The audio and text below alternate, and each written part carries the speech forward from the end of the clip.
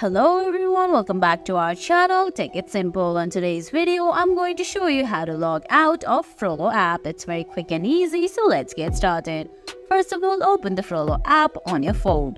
If you don't have the app yet, you can get it from Google Play Store or the Apple App Store. Once you do that, go ahead, launch the app, then sign in. Now on the screen, you can see options like dashboard and portfolio at the bottom. But if you go to top right corner, you're gonna see two icons there, notifications and settings. Just go ahead and tap on settings. Under settings, you're gonna find different categories like account, help and legal, app settings, account ownership, etc. Under app settings, the last option there is log out. Go ahead and tap on log out from there and select yes log out from the menu that just appeared from the bottom of your screen. And guys, that's it.